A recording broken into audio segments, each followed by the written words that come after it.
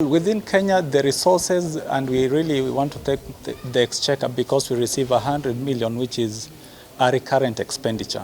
So we receive it annually, and 70% of this usually goes into sunscreen, and and the after sun and the lip balm. The rest of the money we try to raise awareness and buy protective clothing. But remember, the challenge that we have as persons with albinism is also with the sight, short-sightedness. Yeah?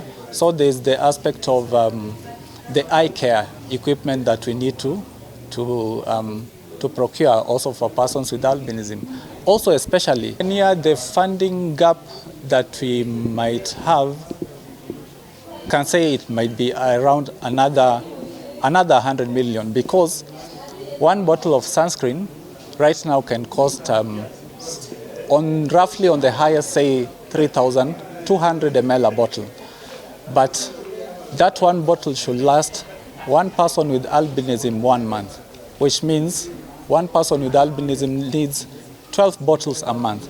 If you take 12 bottles for one person with albinism times the 4,000 number of persons with albinism we have, times 3,000, it already exceeds the 100 million that we get from the exchequer. And remember, that's just sunscreen only. We haven't procured the after sun lotion. We haven't procured also the lip balm. So the gap can be more or less another 100 million. But to supplement the same, we provide cryogenic equipment. And this financial year, we bought 20 cryogenic equipment, including the cylinder and the cryogun.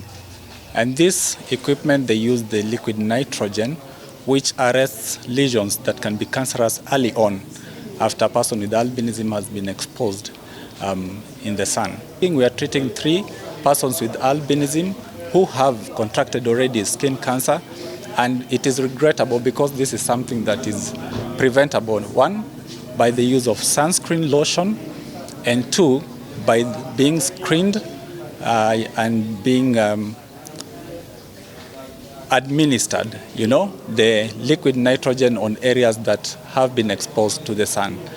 For persons with albinism, the numbers here in this county, we are talking about 80 persons with albinism. That's a huge sub-county.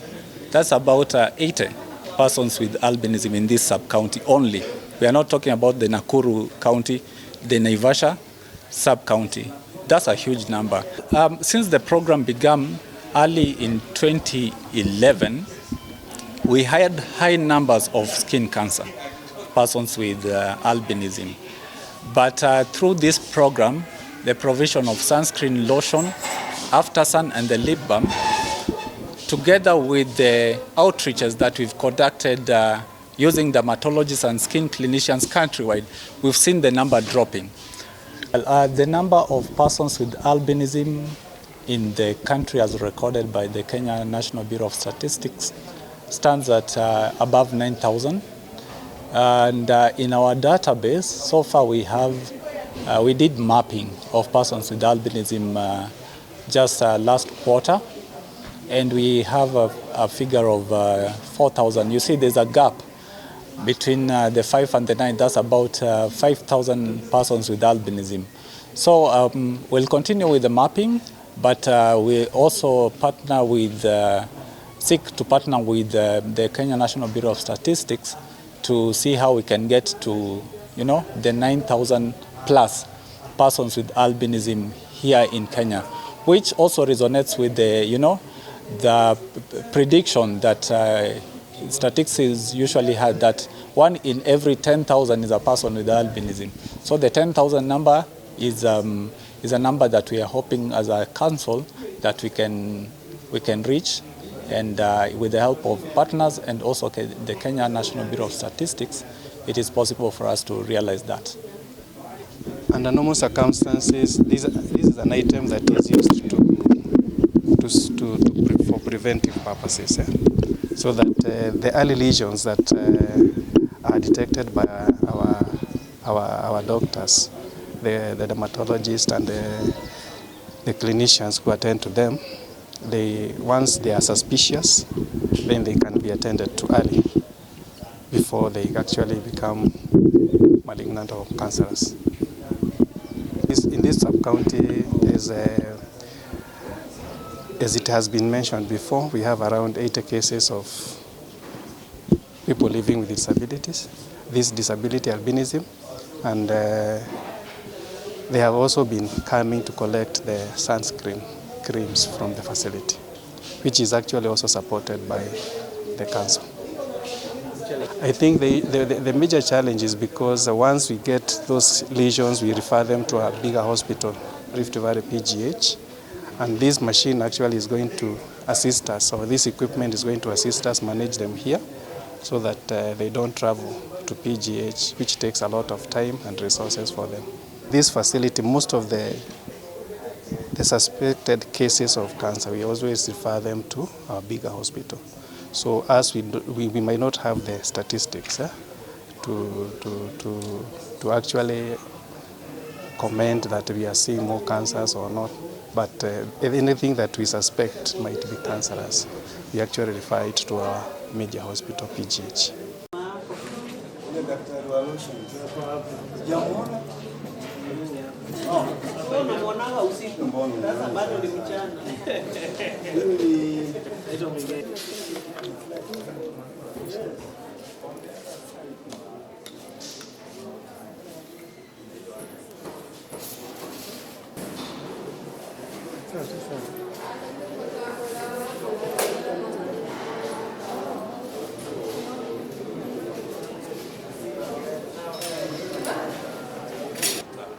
Relatively cheaper price.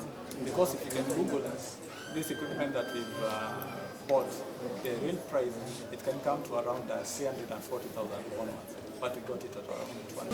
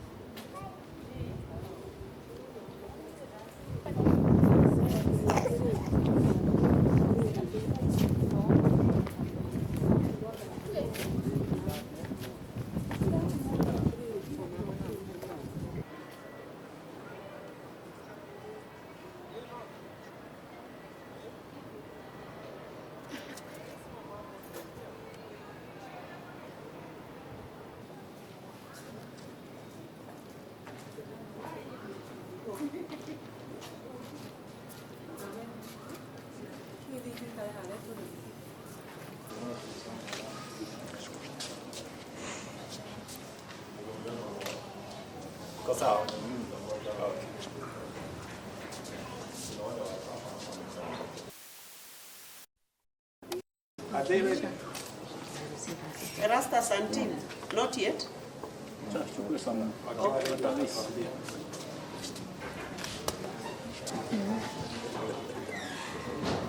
Tuangalie kamera. Yes.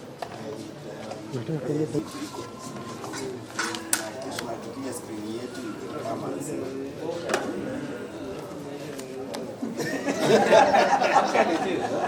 I think it's the same thing.